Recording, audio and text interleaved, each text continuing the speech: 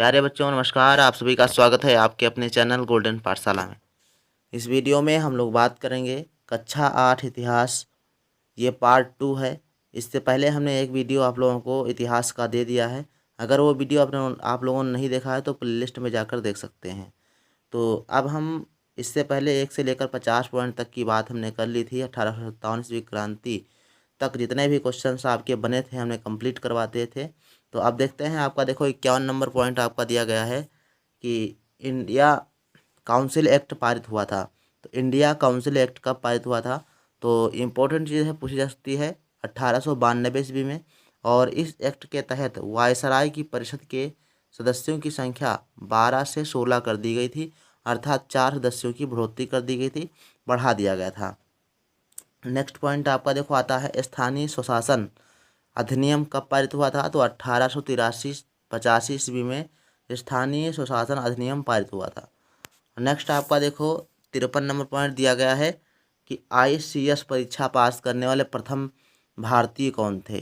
देखो पहले जो अंग्रेज़ों के टाइम में जो है समय में ICS हुआ करती थी परीक्षा, जिसको ICS, ठीक, ये हुआ करती थी, और आज उसी का नाम बदल करके IAS रख दिया गया है। तो हम ये कह सकते हैं कि जो ICS थी ये समकक्ष थी किसके? IS के। जिस प्रकार से ये DM SDM और ये सब बनाती है IS, उसी प्रकार से इससे भी बनते थे, जिसका लोक सेवा आयोग जो है वर्तमान में नाम है, उसी को बदल करके रखा गया है। तो ध्यान रखना, सबसे पहले ICS परीक्षा पास करने वाले प्रथम व्यक्ति कौन थे? तो सत्येंद्र नाथ ठाकुर थे। अगला प्रश्न देखो आपके लिए बहुत ही इम्पोर्टेंट प्रश्न है। 54 नंबर, प्रथम विश्व युद्ध कब हुआ था और द्वितीय विश्व युद्ध कब हुआ था? तो प्रथम वाला देखो 1914 से लेकर 1918 ईस्वी तक चला था, और दूसरा वाला विश्व युद्ध 1939 से लेकर 1945 तक चला था। तो ध्यान रखना, इंपॉर्टेंट चीज़ें हैं, ये तिथियां आपको रट लेनी है। 56 नंबर देखो प्रश्न आपका देखो दिया गया है कि Indian Association for the Cultivation of Science, ठीक, Indian Association for the Cultivation Science की स्थापना किसने की थी? तो महेंद्र लाल सरकार ने 1876 ईस्वी में इसकी स्थापना की थी। इम्पोर्टेंट चीज़ है, याद करके जाना जरूरी है। नेक्स्ट पॉइंट 57 नंबर देखो दिया गया है 1835 ईस्वी में अंग्रेजी भारतीय प्रशासन की सरकारी भाषा बनी थी। 1833 ईस्वी के चार्टर एक्ट के तहत लॉर्ड मैकाले ने अंग्रेजी शिक्षा को महत्व देने का प्रयास किया था, ठीक है, यानी अंग्रेजी शिक्षा को शिक्षा का माध्यम बनाने की कोशिश की थी, और उसी के प्रयासों से जो है 1835 में अंग्रेजी भारतीय प्रशासन की सरकारी भाषा बन गई थी। 58 नंबर देखो क्वेश्चन दिया गया है कि भारतीय विश्वविद्यालय अधिनियम, ये आपके लिए बहुत इंपॉर्टेंट प्रश्न है, पूछा जाता है, ठीक है, तो वेरी IMP क्वेश्चन है, तो ध्यान रखिएगा। भारतीय विश्वविद्यालय अधिनियम पारित हुआ था 1904 ईस्वी में, ठीक, इसके तहत कई कॉलेज खोले गए थे, तो ये वही आपको ध्यान रखना है। 59 नंबर प्रश्न दिया गया CV रमन को भौतिकी में नोबेल पुरस्कार मिला था। ये भी इम्पोर्टेंट चीज़ है। CV रमन का नाम सभी लोगों ने सुना होगा, उनको भौतिकी में नोबेल पुरस्कार मिला था। विश्व का सबसे सर्वाधिक श्रेष्ठ पुरस्कार जो है तो नोबेल पुरस्कार है, और ये CV रमन जी को मिला था, भौतिकी के क्षेत्र में मिला था। अगले हमने आप लोगों के लिए पुनर्जागरण, जो नवजागरण भारत में हुआ था, नवजागरण में प्रमुख योगदान के बारे में हम पढ़ेंगे, और इसमें हमने कई पॉइंट नोट किए हैं, कई महापुरुषों के नाम लिखे हैं, और उनके संबंध में जितने भी इम्पोर्टेंट पॉइंट बनने वाले हैं वो सारे हमने जो है इंक्लूड किए हैं। तो ये आपका बहुत ही इम्पोर्टेंट होने वाले हैं ये, तो देखिएगा। 60 नंबर पॉइंट आपका दिया गया राजा राम मोहन राय 1774 से 1833 तक, मतलब जो है ये इनकी है जीवन काल है। और फर्स्ट पॉइंट देखो दिया गया 1828 ईस्वी में ब्रह्म समाज की स्थापना की थी। ये क्वेश्चन आपका 2021 की जो है परीक्षा में आ चुका है, तो इम्पोर्टेंट है, ध्यान रखिएगा। ब्रह्म समाज की स्थापना, इससे एक प्रश्न तो जरूर बनेगा, ब्रह्म समाज की स्थापना किसने की थी? तो 1828 ईस्वी में राजा राममोहन राय ने की थी। 1829 में लॉर्ड बैटिंग से मिलकर सती प्रथा रोकने का कानून बनाया था।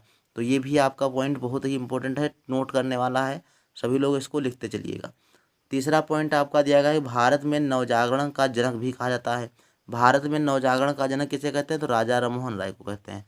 तो ये तीनों पॉइंट आपके लिए इंपॉर्टेंट है कि ब्रह्म समाज की स्थापना की थी, 1829 में सती प्रथा रोकने के लिए बैटिंग से मिलकर एक कानून बनाया था, और भारत में नवजागरण का जनक इन्हीं को कहा जाता है। ठीक, और अंग्रेजी शिक्षा के पक्षधर थे ये। ठीक, ये वीडियो हम पिछले वीडियो में पढ़ चुके हैं इसको। 61 नंबर देखो पॉइंट दिया गया, ईश्वर चंद्र विद्यासागर। 1856 ईस्वी में इनके प्रयासों से विधवा पुनर्विवाह अधिनियम पारित हुआ था।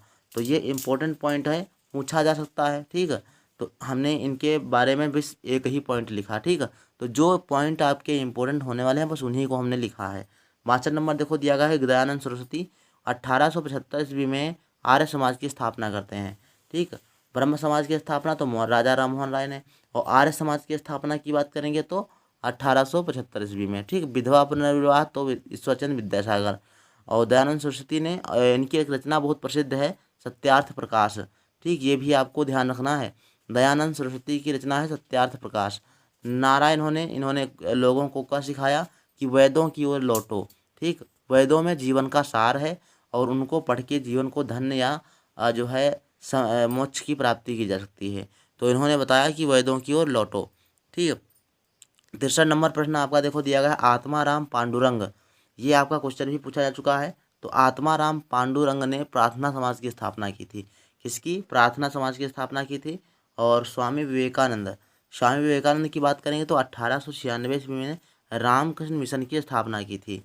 किस चीज़ की? तो रामकृष्ण मिशन जो आज भी कर रहा है, लोगों को फ्री में और सुविधाएं मुहैया कराता है, जो है दवाइयाँ और ये सब जो है चलाता है। तो ये मिशन काफ़ी भारत में चल रहा है। तो स्वामी विवेकानंद ने 1896 में इसको चलाया था, रामकृष्ण मिशन। और रामकृष्ण मिशन इनके जो है जो गुरु थे रामकृष्ण परमहंस, उनके नाम पर चलाया गया था। ठीक है, तो स्वामी विवेकानंद के गुरु का भी नाम रखना, याद रखना, रामकृष्ण परमहंस। ठीक है, उनका भी योगदान रहा है समाज में, तो ध्यान उनको भी रखिएगा। और स्थापना इन्होंने की थी 1896 में। 1873 में 93 में इसकी इम्पोर्टेंट चीज़ें हैं। 93 ईस्वी में शिकागो में विश्व धार्मिक संसद में हिंदुत्व की बात रखी थी। ठीक, यानी पूरे देशों के समस्त लोग इकट्ठे थे और वो अपने अपने धार्मिक एजेंडों के ऊपर जब बात हो रही थी तो उस समय उन्होंने हिंदुत्व की बात रखी थी अमेरिका में। कथन आपका देखो क्या दिया गया है इनका, मैं भारतीय हूँ तथा प्रत्येक भारतीय मेरा भाई है। ये वो कहते थे, बहुत ही इंपॉर्टेंट चीज़ें पूछा जा सकता है, मैं भारतीय हूँ तथा प्रत्येक भारतीय मेरा भाई है। ठीक है, 2021 की जो आपकी परीक्षा हुई थी उसमें 2 कथन पूछे गए थे, तो ध्यान रखना। एक कथन पूछा गया था, इंकलाब जिंदाबाद किसने कहा है? तो भगत सिंह। तो इनको तो सबको मालूम होगा इंकलाब जिंदाबाद। लोकमान्य तिलक ने क्या कहा था? ठीक, तो पंडित जवाहरलाल ने क्या कहा था? और सरदार वल्लभ भाई पटेल ने क्या कहा था? तो इनके जो है कथन आपको याद कर लेना है, पढ़ लेना, जनरल नॉलेज की किताब में मिल जाएगा। और बाकी यहाँ भी आपको इम्पोर्टेंट जो भी आपकी किताब में दिया गया है वो हम पढ़ा ही रहे हैं। सर सैयद अहमद खान ने क्या कहा था? कि साइंटिफिक सोसाइटी की स्थापना की थी। ठीक, इनके खाते में यही आपका एक जाता है इम्पोर्टेंट चीज़ कि साइंटिफिक सोसाइटी की स्थापना सर सैयद अहमद खान ने की थी। 66 नंबर देखो दिया गया, ज्योतिबा राव फूले। ये इंपॉर्टेंट चीज़ें हैं और प्रतियोगी परीक्षाओं में पूछे जाते हैं, तो आपकी परीक्षा के लिए भी इम्पोर्टेंट हो जाएंगे। तो ज्योतिबा राव फूले ने सत्यशोधक समाज की स्थापना की थी। किसकी? तो सत्यशोधक समाज की स्थापना की थी। और इसने जो है पुस्तक की रचना है गुलामगिरी। ठीक, तो ध्यान रखना, गुलामगिरी जो है पुस्तक इनकी है और इन्होंने सत्यशोधक समाज की स्थापना की थी। 67 नंबर देखो प्रश्न दिया गया है कि एनी बेसेंट 1882 ईस्वी में चेन्नई यानी मद्रास में थियोसॉफिकल सोसाइटी की स्थापना करती हैं। ध्यान रखना, 1882 में थियोसॉफिकल सोसाइटी की स्थापना किसने की थी? तो एनी बेसेंट ने की थी। ठीक है, ध्यान रखिएगा। अगला देखो, श्रीमद् भागवत गीता का अंग्रेजी में अनुवाद किया था। तो ये भी क्वेश्चन आपसे पूछा जा सकता था, पूछा जा सकता है कि श्रीमद् भगवत गीता का अंग्रेजी में अनुवाद किसने किया है? ऑप्शन आपको 4 दे देगा और एनी बेसेंट आपको लगाना होगा। ध्यान रखिएगा, इंपॉर्टेंट चीज़ है। चेन्नई में जो है क्या किया था? थियोसॉफिकल सोसाइटी की स्थापना और श्रीमद् भागवत गीता का अंग्रेजी में अनुवाद किया था। 68 नंबर देखो क्वेश्चन आपका दिया गया है, रमाबाई सरस्वती। इनसे अगर क्वेश्चन बनेगा तो एक ही बनने वाला है, विधवा शिक्षा हेतु तो इन्होंने शारदा सदन नामक आश्रम खोला था। बस इतना ही आपके लिए इम्पोर्टेंट इसमें रमाबाई सरस्वती में है। अगला देखो दिया गया है,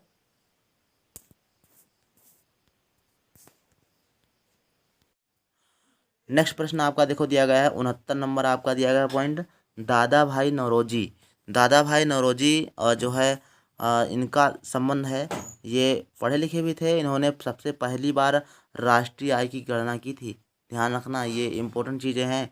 राष्ट्रीय आय की गणना सर्वप्रथम दादा भाई नौरोजी ने की थी, और इन्होंने एक पुस्तक लिखी थी, the poverty on un British rule in India. ठीक, तो ये पुस्तक इनकी थी। और धन निष्कासन सिद्धांत इन्होंने दिया था। धन निष्कासन सिद्धांत, जिसको अंग्रेजी में द थ्योरी ऑफ ड्रेन कहा जाता है। ठीक, तो ध्यान रखना है, तीनों चीज़ें बहुत इंपॉर्टेंट हैं, इनकी पूछे जाने वाली हैं। अगला देखो पॉइंट दिया गया कि भारतीय राष्ट्रीय कांग्रेस की स्थापना कब हुई थी। तो 70 नंबर पॉइंट के लिए सभी लोग देखो कमेंट करेंगे। भारतीय राष्ट्रीय कांग्रेस की स्थापना 1885 ईस्वी में हुई थी भैया। 1885 में एवो ह्यूम ने भारतीय राष्ट्रीय कांग्रेस की स्थापना की थी, और एवो ह्यूम एक रिटायर्ड व्यक्ति थे। ध्यान रखना।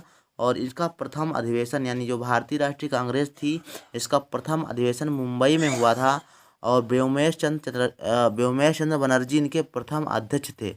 तो ध्यान रखिएगा, बहुत इंपॉर्टेंट चीज़ें हैं। और कांग्रेस की दो विचारधाराओं का जन्म होता है कहाँ पर, ध्यान रखिएगा, दो विचारधाराओं के नाम लिखे गए हैं यहाँ पर। नरम में दादा भाई नौरोजी, गोपाल कृष्ण गोखले और माननीय मदन मोहन मालवीय और सच्चिदानंद सिन्हा, ये इसके नरम दल के नेता थे। ठीक, और नरम दल के नेताओं का क्या उद्देश्य था कि अंग्रेजों से हम आज़ादी ले लेंगे एप्लीकेशन और उनसे विनती करके।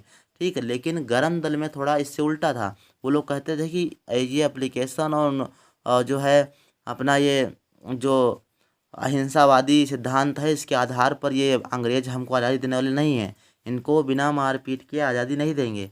तो गरम दल के नेताओं में लाल बाल पाल, ये इंपॉर्टेंट है, पूछा जाता है कि लाल बाल पाल कौन थे, या लाल बाल पाल में से कौन नहीं है। तो ध्यान रखिएगा, तीनों चीज़ें आपको याद रखना है। लाला लाजपत राय, बाल गंगाधर तिलक, बिपिन चंद्र पाल, ये थे लाल बाल पाल, और यही थे गरम दल के नेता। ठीक, और 73 नंबर देखो पॉइंट आपका दिया गया है कि स्वराज्य हमारा जन्मसिद्ध अधिकार है, इसे हम लेकर रहेंगे। ये किसने कहा था, तो ये भैया कहा था लोकमान्य तिलक, यानी बाल गंगाधर तिलक ने कहा था कि स्वराज्य हमारा जन्मसिद्ध अधिकार है, इसको हम लेकर ही रहेंगे। 74 नंबर पॉइंट दिया गया वंदे मातरम, बंकिम चंद्र चटर्जी, इनके उपन्यास था आनंद मठ। क्या उपन्यास का नाम है, आनंद मठ, और आनंद मठ से जो है ये लिया गया है वंदे मातरम। ठीक, ध्यान रखिएगा, इंपॉर्टेंट चीज़ें पूछा जाएगा। 75 नंबर प्रश्न दिया गया है कि बंग भंग आंदोलन कब हुआ था। तो सबसे पहले आपको ये पढ़ना है बंगाल विभाजन। बंगाल विभाजन आपका 1905 ईस्वी में लॉर्ड कर्जन के टाइम में हुआ था। कर्जन का नाम यहाँ पर हमने नहीं लिखा है, आप लोग लिख लीजिएगा। लॉर्ड कर्जन के समय में बंगाल विभाजन हुआ था 1905 ईस्वी में। भारतीय एकता को खंडित करने के लिए काम किया गया था। और पश्चिम बंगाल, जो आपका बंगाल था, उसको पश्चिम बंगाल और पूर्वी बंगाल दो भागों में विभाजित कर दिया गया था। और जिसमें पूर्वी बंगाल में आपके मुसलमान लोग थे, और पश्चिम बंगाल में जो है हिंदू लोग थे। तो ध्यान रखिएगा, इसको जो है हिंदू मुस्लिम की जो एकता को खंडित करने के लिए काम किया गया था।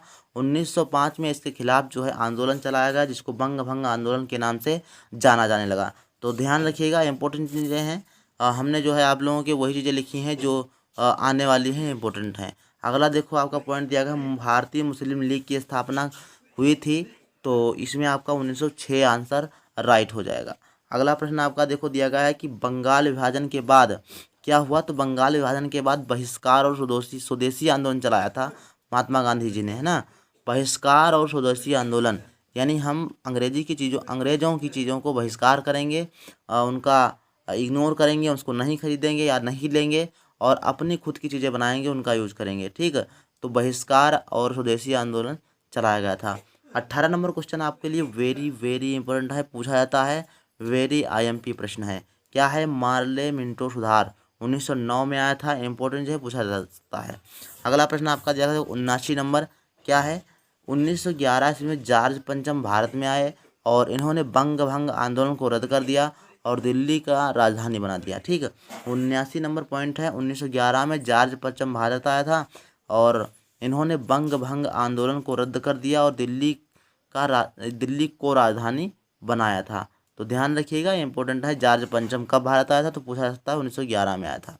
इसी प्रकार से आगे देखते हैं, गदर पार्टी 80 नंबर पॉइंट दिया गया। गदर पार्टी की स्थापना 1913 में हुई थी। ठीक, तो गदर पार्टी की स्थापना 1913 में हुई थी, और इस गदर पार्टी के गदर के नाम से एक सामाजिक पत्र निकलता था और उसके मुख्य पृष्ठ पर क्या लिखा होता था, तो देखो अंग्रेजी राज का दुश्मन।